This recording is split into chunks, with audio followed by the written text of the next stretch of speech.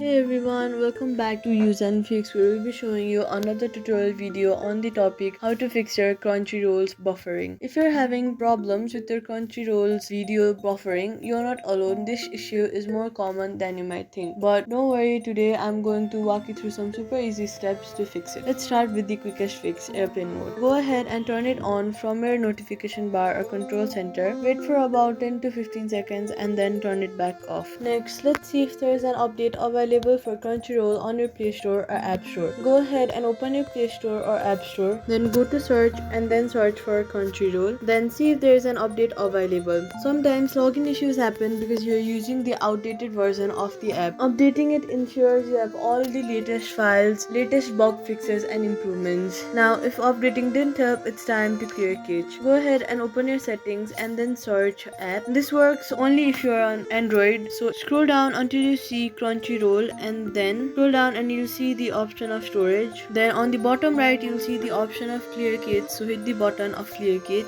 This will clear out all the old data that might be causing issues. Now if you're on iPhone, the closest solution is deleting and reinstalling the app, which we'll get into in a second. And if none of that helped, go ahead and delete the app Crunchyroll from your phone and then reinstall it with all the latest files and improvements. In many cases, this is the final fix that solves stubborn problems. And there you go, one of these methods should have helped you get back your Crunchyroll. If it did, let me know in the comments and give this video a thumbs up to help others too. And hey, if you like simple tech fixes like this, consider subscribing for more. Thank you so much for watching and I'll see you in the next one.